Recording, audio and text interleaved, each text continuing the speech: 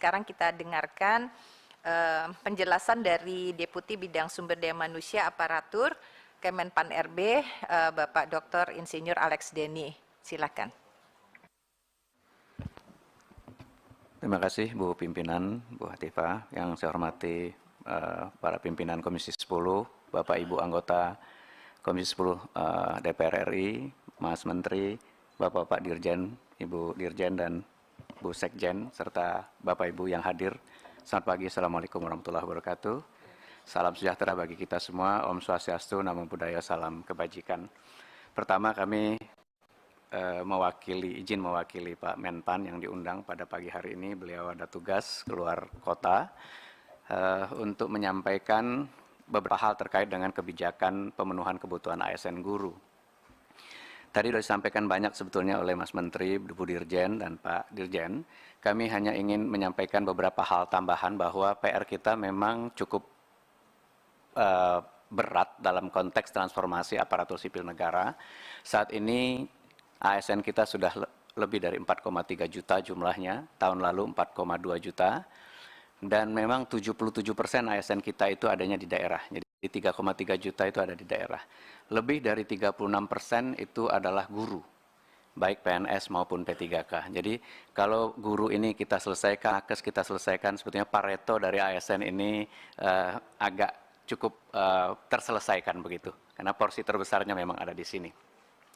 Nah, belum lagi kita punya persoalan tenaga non-ASN yang dari tahun 2005 kita coba selesaikan. Sampai hari ini komitmen penyelesaian itu setiap tahun coba kita upayakan bersama-sama. Tetapi faktanya bukannya makin selesai, masalahnya justru makin besar. Saat ini terdata sekitar 2,3 juta non-ASN kita, yang tahun 2005 itu sisa sekitar 60.000 saja setelah 860.000 diangkat tanpa tes menjadi PNS pada waktu itu. Jadi kita mencoba menyelesaikan persoalannya bukannya tambah selesai, tapi ternyata malah tambah besar persoalannya. Nah, lebih dari 30% itu juga adalah tenaga pendidik, guru, dosen, tendik, dan lain-lain. Dan ada sekitar 750-an ribu adalah tenaga administrasi. Ini yang barangkali menjadi concern kita bersama, karena pada saat yang sama kita sedang melakukan digitalisasi besar-besaran di seluruh instansi pemerintah melalui SPBE. Jadi kalau kita melakukan digitalisasi, biasanya piramida dari employment itu menjadi terbalik. Kalau dulu pelaksananya jadi banyak, administrasinya jadi banyak, pada saat kita melaksanakan digitalisasi, biasanya piramidanya terbalik. Nah, ini PR besar untuk kita bersama. Nah, Bapak Ibu yang kami hormati, kami mitranya adalah Komisi 2 dan dengan pemerintah itu punya komitmen bersama-sama untuk menyelesaikan ini dengan beberapa guiding principles.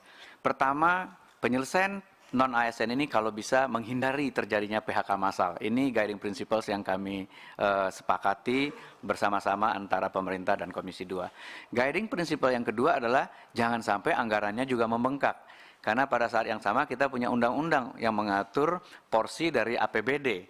Ya, tadi 77% adanya di daerah, porsi APBD 30% nggak boleh lebih dari untuk biaya SDM dan lain-lain. Ini PR-nya. Lalu kalau bisa pendapatan yang diterima oleh honorer saat ini atau non-ASN saat ini tidak berkurang. Jadi ada pagar-pagar yang memang cukup ketat untuk kita coba jadikan rujukan. Dan kemudian ada regulasi yang harus kita hormati bersama. Nah, ini sudah mengerucut, ada beberapa alternatif penyelesaiannya. Insya Allah dalam waktu dekat kami bisa tuntaskan. Saat ini sedang lakukan simulasi-simulasi. Bapak Ibu yang saya hormati, melalui Undang-Undang 5 2014 kita hanya mengenal istilah PNS dan P3K untuk ASN yang bekerja di instansi pemerintah. Jadi ini adalah guiding panduan kita di dalam menyelesaikan persoalan-persoalan. Karena itu kami di Kemenpan RB mencoba membuat rencana kebijakan pemenuhan ASN dalam beberapa tahun ke depan sampai dengan 2030, karena kita akan punya menikmati bonus demografi sampai 2030. Pertama, prioritas kami adalah sektor pendidikan dan sektor kesehatan yang masih boleh positif growth-nya ASN-nya. Jadi yang masih boleh nambah ASN-nya adalah pelayanan dasar kita, pendidikan dan kesehatan. Untuk tenaga fungsional teknis lainnya, kita coba cap agar terjadi zero growth begitu. Jadi secara umum dia zero growth, mungkin ada JF teknis yang boleh tumbuh, ada yang harus enggak negatif growth. Agar apa? Agar agenda SPBE digitalisasi ini nanti bukan malah menimbulkan pengangguran terselubung di dalam ASN. Tenaga pelaksana, kami sudah tetapkan kebijakan negatif growth sejak 2 tahun ini. Jadi kita tidak lagi merekrut pelaksana, karena pelaksana ini pelan-pelan akan terdisrupsi oleh teknologi. Nah, kalau bisa ini memang negatif growth 30% dalam 5 tahun ke depan. Ini kebijakan umum rekrutmen yang disiapkan oleh Kementerian PAN dan RB. Dan di dalam RPJMN kita 2020-2024, saat ini kami juga sedang mendiskusikan, mulai menginisiasi diskusi dengan Bappenas untuk 2024 ke depan. Ini memang ada beberapa prioritas. Jadi kalau teknis tadi zero growth, ya ini barangkali masih boleh positif, yang lainnya negatif, agar dia bisa in general menjadi zero growth. Tetapi sektor pendidikan, sektor kesehatan, itu sektor penegakan hukum adalah pelayanan dasar yang harus kita penuhi formasinya sesuai dengan kebutuhan. Tadi sudah disampaikan oleh Mas Menteri dan Bu Dirjen bagaimana formasi kita di 2021, 2022 dan perkiraan di 2023 ini. Yang tentu saja kita lihat masih ada PR yang belum tuntas, kita mesti tuntaskan bersama. 2021 misalnya dari kebutuhan 1,2 juta, penetapan formasinya 667.000 saja. Dan terkait dengan guru, dari 1 juta formasi yang dihitung oleh kawan-kawan di Kementerian Kemdikbud, hanya 500.000 saja, hanya separuh yang diusulkan. Tadi alasannya barangkali kita sudah dengar bersama, mereka khawatir anggarannya tidak tersedia. 2021 ini, 2022, kita lakukan perbaikan dari proses 2021. Jadi 2021, peserta yang berhak mendaftar itu adalah THK 2, guru non-ASN di sekolah negeri, guru swasta, dan lain-lain. Dengan afirmasi-afirmasi yang kita berikan kepada kelompok target tertentu.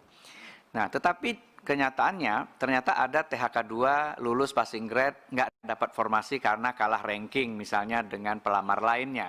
Itulah sebabnya mengapa 2022 kita perbaiki proses bisnisnya. Jadi 2022 kita membuat prioritas-prioritas. Prioritas 1 adalah yang sudah lulus passing grade tahun sebelumnya. Jadi diberikan dulu formasi kepada yang sudah lulus passing grade. Kalau tahun sebelumnya enggak, mereka dites sama-sama, kalau kalah ranking walaupun lulus passing grade tidak dapat formasi, formasinya diambil. 2022 kita sudah mulai prioritas yang sudah lulus dulu. Prioritas 2 adalah THK 2 yang belum lulus ambang batas. Prioritas 3 adalah guru non-ASN di sekolah negeri, baru kemudian pelamar umum. Jadi harapannya adalah PR kita non-ASN ini selesai dulu, baru kemudian pelamar umumnya kita buka.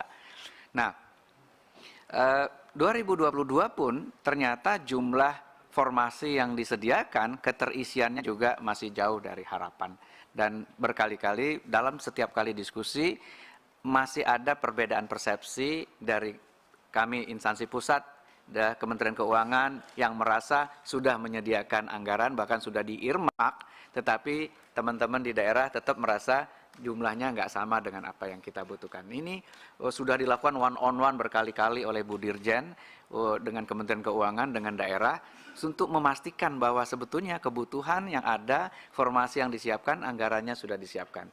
Tapi barangkali ada hal-hal yang di luar itu, yang menjadi kewenangan pemerintah daerah, seperti misalnya memberikan tunjangan khusus di daerah masing-masing. Nah, mungkin tunjangan ini belum dihitung oleh teman-teman di Kementerian Keuangan. Jadi barangkali ada perbedaannya di situ saja, kalau menurut pengamatan kami dari Kementerian PAN dan RB.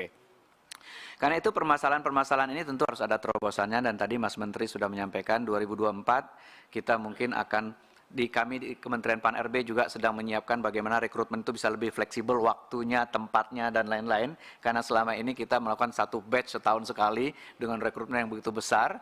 Nah, sementara orang bisa resign, orang bisa meninggal, orang bisa kebutuhan itu tentu harus segera diisi. Jadi flexibility dari rekrutmen ini memang sedang menjadi agenda kami, dan ada satu PP yang memang sedang kita rumuskan bersama-sama, PP manajemen ASN, yang mudah-mudahan itu bisa menyederhanakan banyak hal dalam konteks manajemen ASN, mulai dari rekrutmen sampai kepada reward system, performance management, manajemen talenta, dan lain-lain.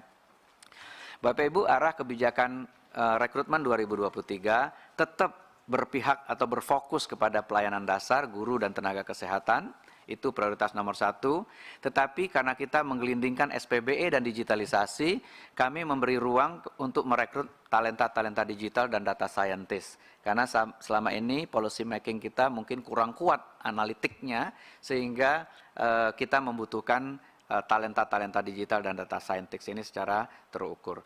Kemudian juga CPNS mulai ada secara selektif, kita merekrut CPNS 2023, pada saat 2022 kemarin kita memang fokus hanya P3K dulu. Dan 2023 ini kami tetap mengarahkan agar rekrutmen untuk jabatan-jabatan yang akan terdampak oleh transformasi digital itu kalau bisa kita rem. Jangan sampai kita merekrut terus, lalu jabatan ini nanti terdampak oleh digitalisasi, kemudian kita bingung sendiri ini orangnya akan dialihkan kemana. Nah, ini kira-kira 4 arah kebijakan dari Pak Menteri Pan-RB untuk rekrutmen tahun 2023. Terkait formasi tadi, kita sudah menyediakan, menghitung total kebutuhannya 1.030.751, di mana tenaga guru itu memang paling besar jumlahnya, ya di daerah ada 580.000 lebih. Namun usulan formasi yang masuk per 10 Mei 2023 tadi sudah disampaikan masih jauh dari harapan, masih jauh dari kebutuhan yang kita hitung sama-sama. Dan bahkan masih banyak daerah yang belum atau tidak mengusulkan formasi sampai hari ini. Kemarin kami sudah berembuk dengan teman-teman di Kementerian Dikbud, Ristek, apakah perlu kita berikan lagi satu kesempatan lagi. Ya, ini sebenarnya sudah kesempatan kedua, ya 7 Mei sudah ditutup, kemudian diberikan perpanjangan, dan kalau melihat ini kan memberikan keresahan lagi kepada kawan-kawan non-ASN yang berharap tahun ini ada kesempatan buat mereka, tetapi daerahnya ternyata tidak mengusulkan formasi. Kami siap dari Pan-RB kalau diminta oleh kawan-kawan Kemdikbud untuk memberi lagi satu lagi kesempatan, apakah 1 bulan ke depan, tapi kalau bisa kita betul-betul one on one dengan kawan-kawan di pemerintahan daerah ini untuk memastikan ini ada peluang loh, ada kesempatan, ada anggaran. Kenapa kok tidak dibuka formasi, tidak diusulkan formasinya? Sementara kami by regulasi tidak mungkin menetapkan formasi tanpa diusulkan oleh PPK-nya begitu. Nah, ini yang barangkali juga ingin diterobos oleh Mas Menteri tadi, bisa nggak dalam regulasi ke depan itu kebutuhan secara nasional itu memang bisa ditetapkan oleh pemerintah pusat. Karena kalau tidak, pengalaman tahun-tahun sebelumnya hampir 200.000 formasi di daerah 3T nggak ada yang melamar. Nah, itu tentu harus diterobos bagaimana agar penempatan itu menjadi domain pemerintah, bukan sekedar ASN atau calon ASN-nya memilih untuk mengajar di sekolah tertentu begitu. Jadi kalau kita sekarang isunya mungkin bukan hanya jumlah, tapi distribusi guru kita. Bahkan ada beberapa sekolah yang kelebihan guru sebetulnya. Tetapi kita nggak bisa distribute ke tempat lain yang justru kekurangan. Ini PR kita menyiapkan sistem insentifnya seperti apa, sistem talent mobility-nya seperti apa. Ini insya Allah kami akan tuangkan di PP yang baru yang sedang kita rumuskan. Sudah lebih dari 600 DIM kami bahas dari 726 DIM yang ada di RPP itu. Terima kasih, saya kira itu tambahan sedikit. Ibu Ketua, saya kembalikan. Assalamualaikum warahmatullahi wabarakatuh.